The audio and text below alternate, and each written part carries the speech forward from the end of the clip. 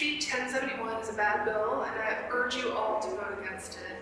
The name sounds appealing, Tiara's Law, it sounds sparkly, it sounds kind, it sounds harmless, but that's a smokescreen. This bill's result will be violent criminals claiming a new gender identity solely to change their names, and judges won't be able to stop it. Currently, if a felon requests a name change, a judge can grant it if the judge determines that the felon has shown good cause to warrant the name change. But this bill removes a judge's discretion. Instead, under this proposed law, any criminal, even a violent offender, can assert that he feels like he has a different gender, and that feeling is the one and only thing that in and of itself constitutes good cause, so the judge will be forced to grant the name change. This bill creates incentives for bad actors to claim a different gender so that they can change their names. There's no limit in the bill regarding the crimes the petitioner could have been convicted of. For example, men convicted of sexually assaulting children can claim in bad faith to be women solely to be able to change their names, and judges will have to grant those name changes. If you think that won't happen, you're being naive. If there's anything we know about safeguarding, it's that you don't protect against the most likely case. You protect against the predators because bad guys look for any opening. Proponents of this bill have told you that because a felon's criminal history tracks with his social security number, he can't leave his criminal history behind. But there's at least one case where that's not true, as Senator Van Winkle highlighted in his question. Here in Colorado, when you buy a gun, you have to fill out a background check to start the waiting period, the 3-day waiting period, which data field is completely optional, your social security number, and you are not asked to provide a fingerprint. All you have to do is provide your name, your birth date, and your address. So if a felon has changed their name, their criminal history is not going to track to that application. If you vote for this bill, when women and children are attacked as a result, or there is a mass shooting because a felon has been able to obtain a gun, you on this committee cannot claim that you did not know or you were not warned. I am telling you, I am warning you. HB 1071 is a bad bill, and I urge you to vote against it. Thank you for your time. Thank you, Ms. Danick. Ms. Meshke, welcome. Madam Chair, members of the committee, thank you for the opportunity to speak. My name is Erin Meshke. I live in Boulder and represent myself. While I can appreciate wanting a fresh start, we should not be making legal name changes easier for convicted felons, whether or not this change is to conform with a new gender identity. So I ask for your no vote on HB 24-1071. In a vein similar to this bill, there are a growing number of cases of men in prisons petitioning to be moved to female facilities under the guise of gender. This practice has resulted in women having sexual contact with, being raped by, or impregnated by biological males who are allowed in those facilities. In many of these cases, this was not standing gender dysphoria. The decision came about after serving time in a male-only facility. Legislation should have the goal of protecting citizens, especially women and children, but instead we are creating a system to enable a criminal to change their name so it's harder for their victims, or people around them to know who they really are, and in the case of a victim, where they are once they're released. There are plenty of examples of trans people being given a platform without a legal name change who are able to share their ideas. So I don't know if there are similar examples of trans criminals, but I think that that point is fairly moot. If this bill passes, we will likely see felons abusing this name and identity change loophole, especially since they may not be able to change their name another way, and their victims will have a harder time finding them. Please don't set this terrible precedent. Vote no on HB 1071. Thank you, Ms. Meshke and Ms. Bertram. Hi, good afternoon, Madam Chair and committee members. My name is Jennifer Bertram, and I am here today representing myself, and I am speaking against House Bill 24-1071. When I was 17, I was brutally assaulted and attempted to be sex trafficked by a man named Kerry Andre Griffin. He was convicted and served 10 years in prison here in Colorado. He failed to register as a sex offender several times, making it very difficult for me to track his location and for the Sex Offenders Registry Office. The state also failed to inform me of his release from prison. These failures led me to live in fear for many years until his death in 2014. The only reason I found out about his death is because I was in the middle of doing my own research to locate him so I would have knowledge of his whereabouts, and during this search, I found a case law from the Supreme Court of Colorado stating that the state was pursuing a case against him for failure to register and that he passed away during his petition. Luckily, I don't have to live in fear any longer that this man may come after me again and find any way possible. But this is not the case for many victims. I am telling you all here today this specific part of my history to show you an example of how House Bill 24-1071 is not a good bill for Colorado or its citizens. I have asked myself and others what exactly is the benefit of this bill? Who does it benefit and what does it benefit? Well, after doing some critical thinking and asking others what their thoughts are, the answer is simple. There is no positive benefit for Coloradoans from this bill. The bill itself creates loopholes and openings for dangerous criminals to be in places they should not be, and makes it more difficult for our already heavily burdened criminal system to keep up with the influx of criminal registrations.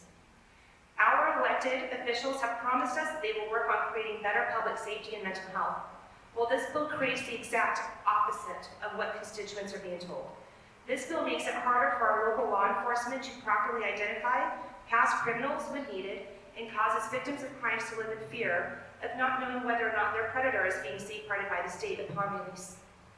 And if you don't think for 1 second that some of these criminals will take advantage of changing their names and gender on demand without the discretion of a judge, you are very naive and wrong in your thinking. We hired you to protect we the people, not to protect feelings or thoughts of felons and criminals. I urge you all to make the right decision today for the protection of Colorado citizens by voting no on House Bill 24-1071. Thank you for your testimony. Colleagues, what questions do we have for this panel of witnesses? Senator Van Winkle. Thank you, Madam Chair. Ms. Daney, you referred to purchasing a firearm in the state of Colorado. A previous witness had said that fingerprints are required to do that. Now, I don't recall in the firearms I've purchased doing that. You said it. Could you go over what is required in the state of Colorado for that? Ms. Danick. Thank you. Do I need to say my name again? No. Okay. So when you go to buy a firearm right now, you fill out a background check application and you're asked to provide some information. Some of the data fields are required, some are optional. That background check application kicks off the 3-day waiting period to get the firearm in your possession. One of the fields that is optional is a social security number. I know because my husband purchased a gun as recently as 2 weeks ago. That is the way it works right now. In addition, you are not asked to provide a fingerprint, so your recollection is correct. Again, as of 2 weeks ago, there was no request for a fingerprint. So if my husband were a convicted felon and he had asserted that his gender identity had changed and he was a woman, and instead of being named Chris Danick, he was a woman named Wendy Danick or Wendy Smith, he could have filled out the application using that information, not provided a social, because he's not required to, and he wouldn't have been asked for a fingerprint. If he had a criminal history, it wouldn't show up in that background check. How would it? The name is different, the sex or gender in this case is different, and there's no data field. You know, your social security number is one of the primary keys in databases that tracks your identity. And if it's not being required, that's not going to track your criminal history. So that's as I understand it. I'm not an expert, but that's the best I can do. Senator Van Winkle. Thank you, Madam Chair. And that goes along with my line of questioning and thinking, so thank you very much for that. And also in your testimony, you referenced what constitutes good cause. And I'm not sure I followed that exactly. Can you please clarify? Ms. Danick. That's my last question, Madam Chair. Yeah, so the way the statute is written right now, if a convicted felon wants to change his or her name, they're required to go before a judge and petition. The judge determines whether that felon has demonstrated good cause. Now, I'm not a judge, but the way that sounds to me is the judge will look at the reason that the person wants to change their name, their gender identity has changed, they've gotten married, some other reason, and the judge will weigh that against whatever the person did. Perhaps they kited a check, perhaps they did something more serious. Then the judge uses his or her discretion to say, yes, you've shown good cause, here's your name change, no, you haven't, you can't have it. The way this bill is written, it singles out one and only one reason to be in and of itself good cause for a name change. The judge cannot use his or her discretion to stop it. If an individual just asserts, my gender identity has changed, no medical transition, no surgical transition, no letter from a psychiatrist, it's just a simple assertion on the part of that convicted felon, then the judge says, oh, that's it. According to the law, you have demonstrated good name, good cause, and here is your name change. And I think that's a problem because removing judicial discretion, particularly from cases where there may be complications or nuance, is not a good idea. It creates an automatic approval, and I don't think that's safe. Any further questions for this panel of witnesses? Mr. Vice Chair. Ms. Danick, I'd like to better understand the concerns that you were raising in regards to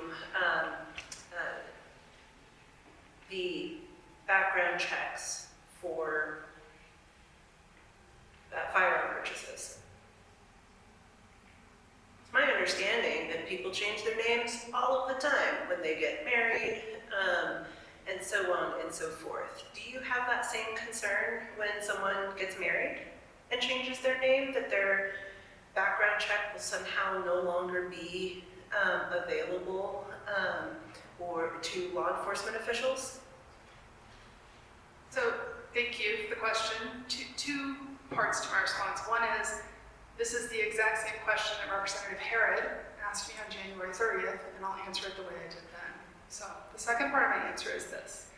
If an individual who's not a felon changes their name because they get married or just because they feel like a new person, that person doesn't have a criminal history that they were convicted of. So they're, by definition, lower risk. If an individual who is a felon wants to change his or her name because they're getting married, they have to go before the judge and demonstrate good cause. Getting married is not in and of itself good cause such that the judge must grant name change to the convicted felon. It's one of the things the judge can weigh when he or she determines if there's good cause to grant the name change. In this case, this bill would privilege one and only one thing to be in and of itself good cause, which is a self-affirmed change of gender identity. So it's not a matter of me being bigoted against trans people and thinking they shouldn't be able to change their name. Instead, what I don't want to see is this one reason carved out as the only thing that in and of itself is good cause and requires a judge to grant a name change for a convicted felon. Right now, getting married doesn't do that. Help me understand though, because you keep referring to cis folks who need to, when they are in the process of